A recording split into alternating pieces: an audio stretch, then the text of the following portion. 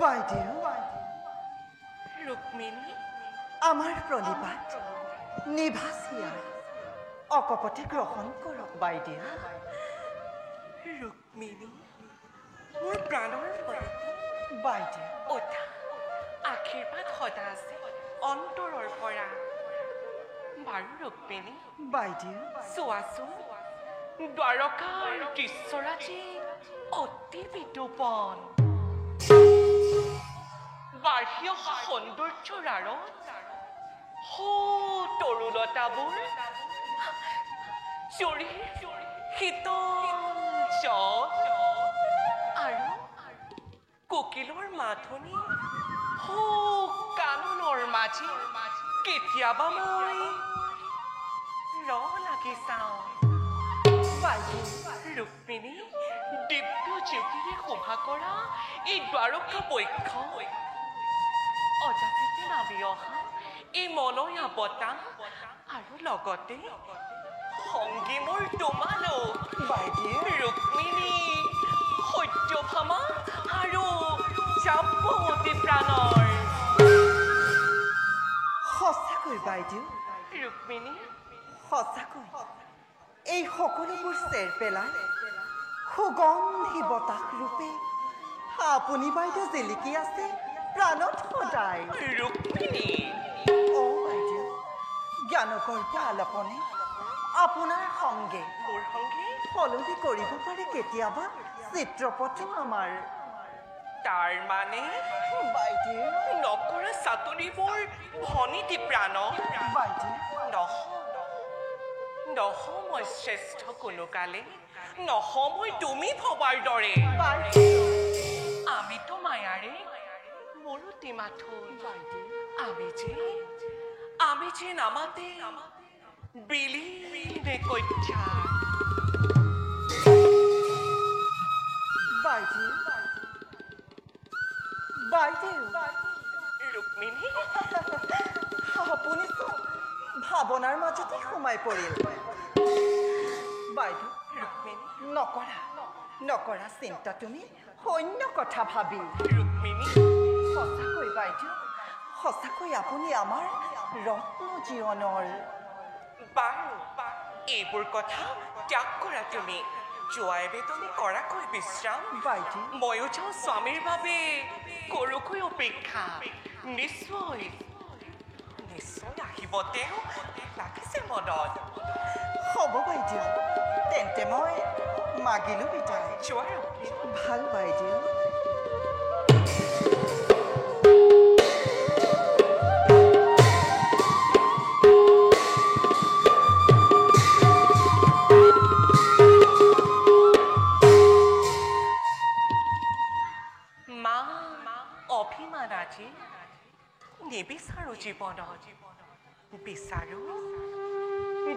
আৰু মাথো সংগ স্বামীৰ ক্ৰম মনোহাৰী জীৱন বাটত দেখি চমকিত অধ্যায় অৱসাদে আহি আগৰিছে মন। সেইবাবে বিচাৰিছো মই সংগ স্বামীৰ। কেতিয়াবা উৰে মোৰ মন অতীতৰ ফালে। কেইবাদৰে পিতৃ মোৰ কাকতমীৰ সংগে গৈছিলো ব্ৰহ্মলোকে দিশহাৰা হৈ। তেতিয়াই পাইছিলো বিচাৰি মোৰ স্বামী গুৰু উপাস্য দেৱতা।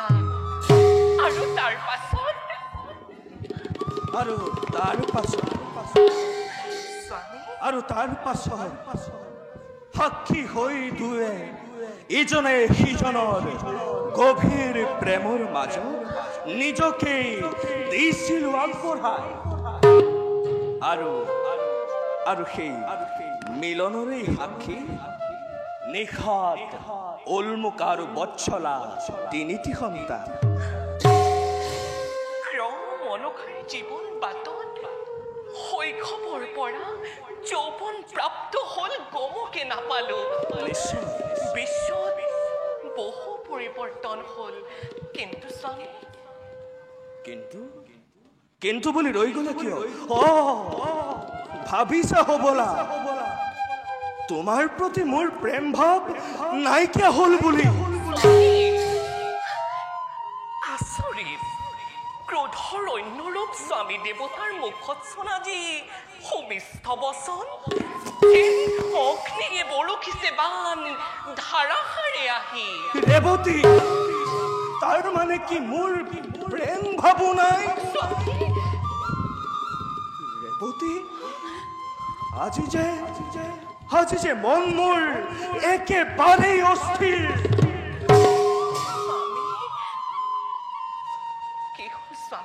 নাই ৰেৱতী, মোৰ একো হোৱা নাই।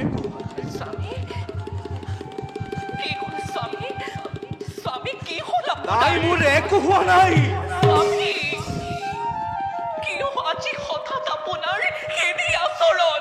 নাই, মোৰ একো হোৱা নাই। স্বামী, কিবা হেতু অসহায় আপুনি। দুৰ্বল মনৰ কোনোবা ক্ৰমত এক ভাৱে আহি ৰুদ্ধ কৰে মোৰ স্বাভাৱিক গতি। আৰু তেতিয়াই জানে ৰেৱতী, তেতিয়াই মই বৰ অসহায় অনুভৱ কৰোঁ। স্বামী, এয়াও নিশ্চয় হ'ব পাৰে আপোনাৰ শূন্যতাৰ বাবে। এতিয়াতো শান্ত তাৰকা, গতিকে অনৰ্থক অস্থিৰতাৰ নাই আৱশ্যক। কিন্তু এই শান্তি নহয় যেন কোনো এক শুভ লক্ষণ। জানা ৰেৱতী, মনে মোৰ কৰে আহি পূৰ্ব অনুমান, কিবা যেন নিষ্ঠুৰে আহি ঘটাব বিঘিনিয়েই দ্বাৰকা নগৰে। স্বামী, এই সামান্য কথা চিন্তা কৰি দুৰ্বল নহ'ব আপুনি। ৰাম কৃষ্ণ থাকোঁতে দ্বাৰকাত হ'ব পাৰে জানো কিবা অমংগলৰ সূচনা। গতিকে স্বামী, ত্যাগ কৰি চিন্তা আপোনাৰ, বলক খন্তেক আপুনি কৰিব বিশ্ৰাম। বিশ্ৰামৰেই প্ৰয়োজন হৈছিল ৰেৱতী। তুমি মোৰ বিশ্ৰামৰ কৰিবা আয়োজন। নকৰো একো স্মৰণময়, নকৰো একোকেই দৰ্শন। মাথো মই কৰি যাম বিশ্ৰামৰ কৰ্তব্য পালন।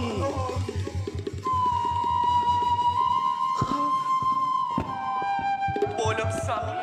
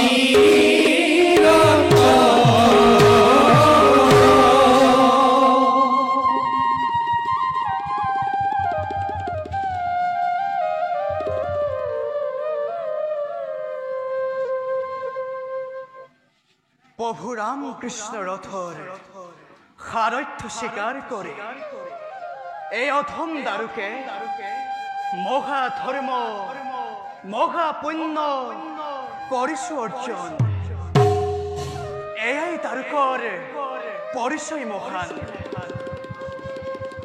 এই শান্তিময় দাৰুকা ভৱেত স্বামী ৰূপে পাই মোৰ প্ৰভু দেৱতা গতিকে উদ্ভাসিত প্ৰাণ চমকিত মন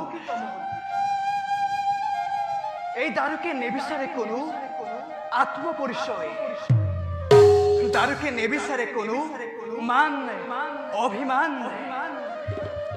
দাৰুকে বিচাৰে মাত্ৰ প্ৰভুৰ দুখানি চৰণ সেই মোৰ প্ৰভু কৃষ্ণ বলৰাম এই অধমৰ শত কৌটি প্ৰণিপাত কৰিবা গ্ৰহণ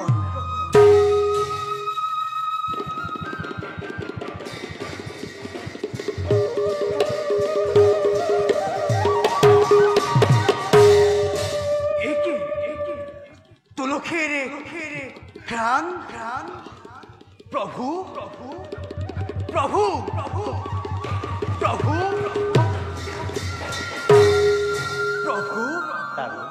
অধমৰ শত কোটি প্ৰণিপাত কৰিব গ্ৰহণ দাৰু প্ৰভু তুমি এই স্থানে কিবা হেতু দাৰু প্ৰভু স্মৰণ কৰি আছিলো মই আপোনাৰ খবৰ দুখানি চৰণ হঠাতে দেখা পাই আপোনাৰ খবক মন প্ৰাণ মোৰ হ'ল বিমুখিত আনন্দৰ অশ্ৰু জলে ধৰিলে আৱৰি ধন্য প্ৰভু ধন্য হ'ল মন প্ৰাণ মোৰ সদা সদা সদা সুখী হোৱা মোৰ ভক্ত প্ৰাণধন প্ৰভু তুমি হেন ভক্তক পাই আমাৰ ভাগ্য হেৰুৱাই পেলাওঁ যেন স্থিৰতা মনৰ কৃষ্ণ দাদা বাৰু দাৰু কোৱাচোন আছে নেকি কিবা নতুন সংবাদ আৰু যাদৱগণৰ সংবাদ কি প্ৰভু সুখে আছে আমাৰ দ্বাৰকা নগৰ প্ৰতিদিনে দেখি নৱকিৰণ আলোকিত জ্যোতি ভয় হৈ মনত জাগ্ৰত আমাৰ সুখ্যাতিত যাতে নপৰে চক্ষু আন কাৰোবাৰ যেনেদৰে পুৱা ৰঙা ভালই সূৰ্য দেৱতাই দিয়ে আমাক এক উজ্জ্বলতাৰ মিঠা অনুভূতি কিন্তু তেওঁৰ জ্ঞাত যে সন্ধ্যাবেলা তেওঁৰ উজ্জ্বলতাক আৱৰি ধৰিব অন্ধকাৰৰ কলা চানেকিৰে ইয়াৰ অৰ্থ প্ৰভু অতি পৰিষ্কাৰ দাৰু প্ৰভু চিৰস্থায়ী নহয় কোনো এই জগত কালৰ অধীন যত জীৱগণ তেনেদৰেই কালৰ গতিত আমি এক ক্ষুদ্ৰ কণিকা মাথোন প্ৰভু দাৰু কালৰ গতি জানো কোনোবাই ৰুদ্ধ কৰিব পাৰিব কালৰ গতিক ৰুদ্ধ কৰিবৰ পৰা শক্তি এই ত্ৰিজগতত কাৰোৰেই নাই প্ৰভু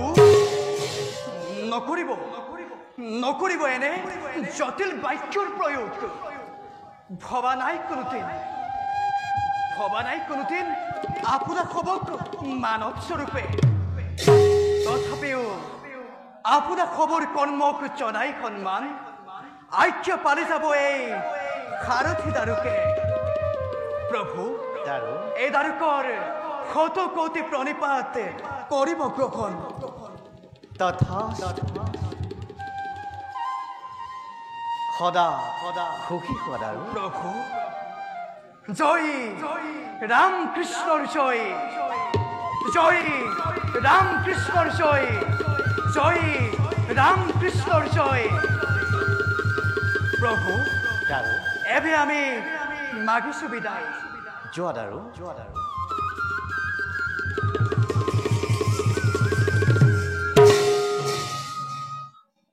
ভকতেহে মুৰখেদি জানিবা নিশ্চয় ভকত জনৰ জানা আমি কি হৃদয় কৃষ্ণ মোট বিনা ভকতে নিশ্চিন্তে আন কৃষ্ণ ভকতত পৰে মই নিশ্চিন্ত হোৱা কৃষ্ণ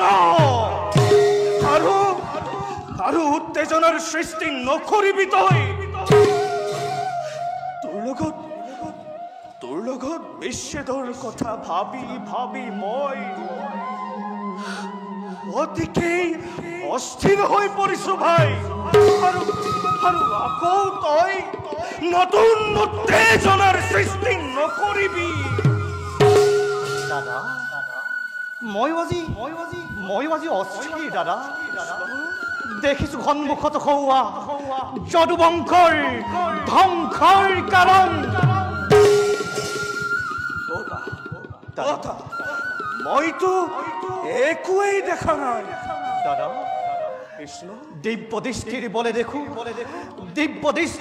দেখো ভীষণ প্ৰলয় ভাই সজ্জাতিত হ'ব যেন দাদা তোমাৰ আৰু মোৰ বাবে ভাই সজ্জাতিত হ'ব যেন তোমাৰ আৰু মোৰ বাবে দাদা ভাই কিন্তু দাদা আমি ধৈৰ্য ধৰিব লাগিব দাদা আমি ধৈৰ্য ধৰিব লাগিব দাদা ভাই দাদা ভগৱান তই ইচ্ছা কৰিলে কৰিব পাৰ সকলো কাৰ্য ইচ্ছা মতেই তোৰ দাদা কৃষ্ণ জীৱৰ জন্ম হলে মৃত্যুৰ কাৰণ লাগিবই দাদা জগতবাসীৰ আগত জন্মিছো যেতিয়া মানৱ স্বৰূপে লভিব লাগিব মুকুতি আমি মানৱৰ দৰে কৃষ্ণ নহলে দাদা জগতবাসীৰ আগত ধৰ্মৰ জয় অধৰ্মৰ পৰাজয়ৰ এই বাৰ্তা কিবাদৰে দিম দেখুৱাই কৃষ্ণ দাদা তেনেহলে কি ৰুদ্ধ আজি সকলো পথ ৰুদ্ধ এই বলুৰামৰ শকতি ভীষণ ৰুদ্ধ কি মোৰ ক্ৰোধ ভয়ংকৰ দাদা জন্মিছা যেতিয়া মানৱ স্বৰূপে ধৰাত মানৱৰ দৰে দুখ সুখ ক্ৰোধ সকলো লভিবা তুমি অনিচ্ছা স্বত্বেও সেই হেতু দাদা দৃঢ় কৰা নিজৰ মন মগজু সাজু কৰা নিজকেই ভৱিষ্যতৰ মহান কাৰ্যৰ বাবে দাদা বলা এতিয়া যাওঁ আমি মহাৰাজ মাতামহৰ পাখি বলা দাদা সকলোটি চাইৰম মই মায়া শূন্য হৈ বিৰাট তৰ্কৰ দৰে বল ভাই বলা দাদা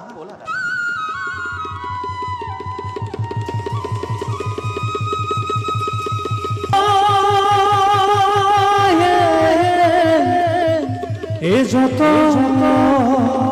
মুনি গণ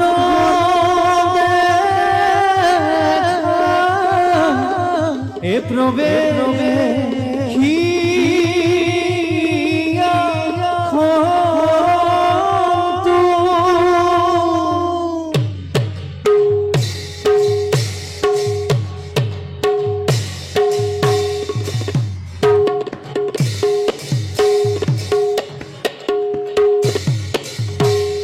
যত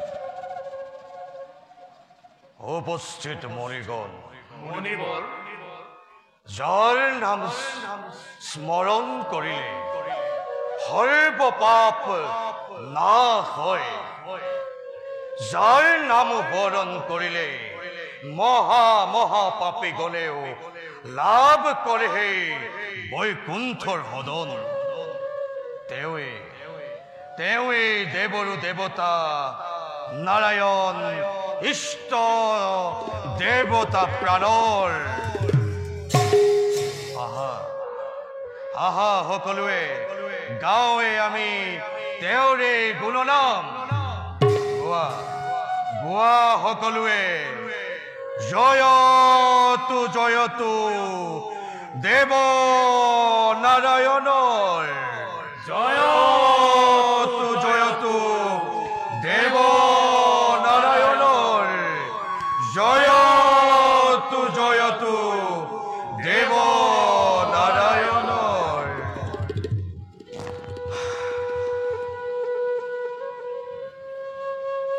মণিৰ সমস্ত মণিবৰ সঁচাকৈ একেবাৰে প্ৰভুৰ নাম উচ্চাৰণে এনে ভাৱে জাগ্ৰত হয় আমাৰ, যেন শৰীৰৰ প্ৰতি ৰন্ধে ৰন্ধে তেওঁই বিদ্যমান। নিশ্চয় সঁচাকৈ ধন্যবাদ তাপসী জীবন। নিশ্চয় কিন্তু মুনিবর কিন্তু তাকেই নুবুজি পৃথিবীর যত মানে অহংকারী মানব সমাজে অহংকার করে মাথো নিজর চিন্তন মণিবৰ আৰু তাৰ ফলতেই ভোগ কৰিব লগা হয় নিজ কৰ্মফল। তাকেই যেন প্ৰতিফলন হল কুৰুক্ষেত্ৰৰে অহংকাৰী পাপী হবৰ হল সংসাৰ, আৰু আৰু সজ্জনেও পালে তাৰ অধিকাৰ। এদিন ময়ো আছিলো ক্ষত্ৰিয়ৰ প্ৰধান, কিন্তু লাভ কৰি ব্ৰহ্মত্ব লাভ কৰিলো জীৱনৰ বাস্তৱিক অৰ্থ। কেনে যেন বিচিত্ৰ লীলাহে জগত পালকৰ। কিন্তু মণিগণ মণিবৰ এবে আমি কোন দিশে কৰিম গমন? আছে নেকি কিবা ইয়াৰ সমিধান? মুনিবৰ মোৰ বোধেৰে আমি উত্তৰ দিশেৰে গমন কৰাই উচিত হ'ব মুনিবৰ। মুনিবৰ মোৰ মতে কিন্তু দক্ষিণ দিশতহে মন। মুনিবৰ যেতিয়াই আমাৰ সন্মুখত দুটি পথ প্ৰতিফলিত হয়, তেতিয়াই আস্থা হয় আমাৰ এই তেৰাৰ ওপৰত। মণিবৰে উচিত কথাকেই কৰিছে প্ৰকাশ। তেন্তে মণিগণ সন্তুষ্ট কৰি প্ৰভু যদুপতিকে মাগো এক বৰ। আহক আহক মণিবৰ, আমি সকলোৱে তেওঁকে কৰো স্মৰণ।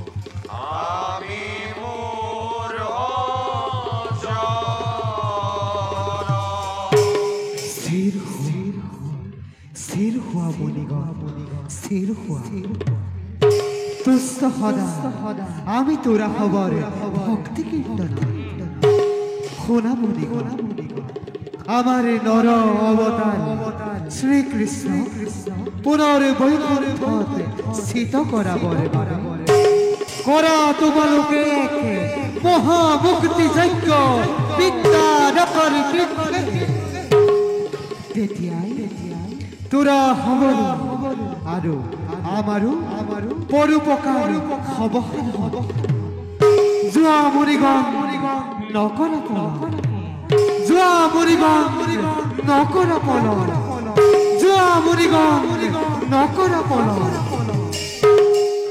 শুনিলেনে মুনিগণ আদেশ প্ৰভুৰ মুনিগণ তেন্তে প্ৰভুৰ বৈকুণ্ঠ কয়ানৰ কি সাফিল উৎসৰ মুনিবৰ মুনিবৰ প্ৰভুৰ অৱসান মানে কলিৰ ৰাজত্ব সঁচা কথা দ্বাপৰৰ ৰাজত্ব শেষতে হ'বহে কলিৰ আগমন অন্যায় অধৰ্ম মাৰ্গিব কলি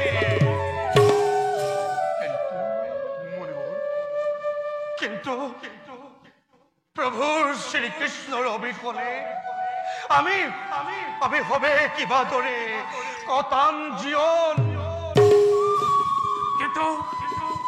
কিন্তু আমি যে প্ৰভুৰ আদেশ পালন কৰিবই লাগিব তেন্তে যাত্ৰা কৰা হওক পিণ্ডাৰক তীৰ্থে মহামুক্তি যজ্ঞ কৰি সমাধান প্ৰভুৰ কাৰ্য কৰো সমাপন বলক বুলি নকুল পলম প্ৰথমতে সাক্ষাৎ কৰি প্ৰভু শ্ৰীকৃষ্ণক তৃপ্ত কৰো আমাৰ সবাৰে মন তাৰ পাছত কৰি যাম কৰ্তব্য পালন বলক বলক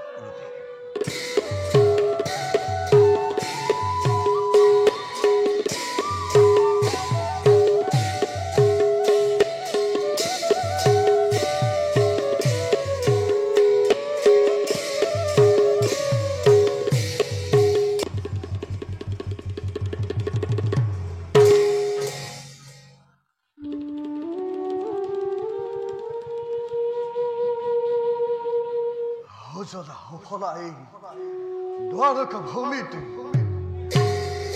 নাইছে নহলব সুখৰ কিৰণ এনে ভাৱ মৰে হৈছে জাগৃত যেন ভাতৃ সাম্বই কোৱা কথা আহিলে নহয় মিথ্যা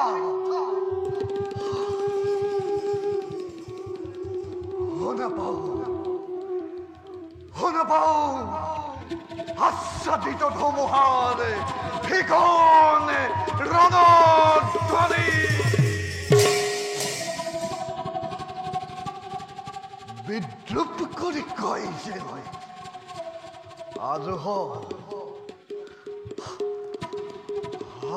প্ৰদন্য আজ হতইটো কৰ্মফলৰ বাবে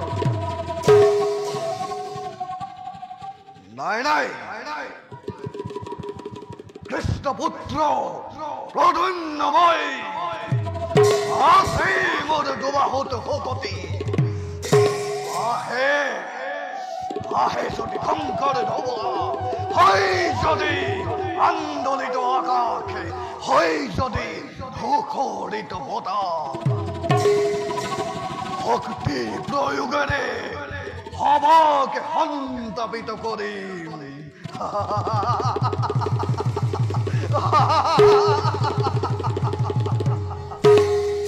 আজি দেখোন কৃষ্ণপুত্ৰ প্ৰদন্যৰ মুখতে আনন্দৰ জোৱাৰে আৰু সেই আনন্দ দেখি আমিও মনত লভিছো শান্তি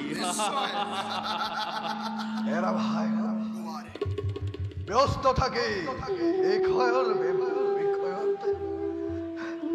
অশান্ত যেন মোৰ হৈছিল মনতে আৰু পালোহি এই নিৰ্জন ঠাই কি জানিবা ৰুদ্ধ হয় বিখন্নতাৰ দ্বাৰ আৰু ভাইহঁতে সঁচাকৈয়ে মই প্ৰকৃতিৰ এই নিৰ্মম স্থানতে লাভ কৰিলো মোৰ মনত হেৰু আনন্দ আৰু সেই হেতু কৃষ্ণপুত্ৰ পদুন্নৰ মুখত আজি আনন্দৰ জোৱাৰে শুনা পদুন্ন কুমাৰ সেই শান্তিপ্ৰিয়া বনৰ মাজতে যদিও খেৰুৱা সুখ বৰ পাওঁ বিচাৰি তথাপিও অস্পষ্ট জ্যোতিৰে প্ৰকাশ কৰিব বিচাৰে যেন একে আগন্তুকৰ বাবে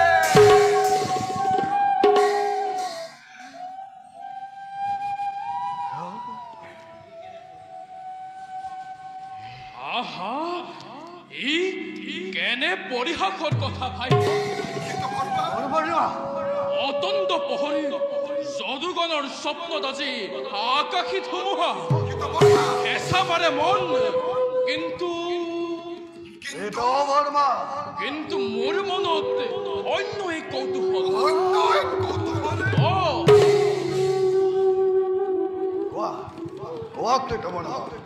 কিহৰ কৌতূহল জাগিছে মনত তোমাৰ তুমি কিয় ভীতিগ্ৰস্ত হলা পদুন্য কুমাৰ ভাবিছা হবলা মোৰো এই একেই অৱস্থা তোমালোকৰ দৰে নহয় ভাই নাই মোৰ ভয় একোতে কিন্তু প্ৰত্যক্ষ কৰি মুনিগণৰ আগমন হে কৌতূহল মোৰ জাগিছে মনত মুনিগণৰ আগমনতে তোমাৰ মনে কিয় হল কৌতূহল সাধাৰণ কথা মাথোই বলা কুমাৰে বলা কিত বৰ্মা তোমাৰ মনৰ কৌতূহল আঁতৰাবৰ বাবে আমি যাওঁ ৰাজপ্ৰসাদৰ মাজে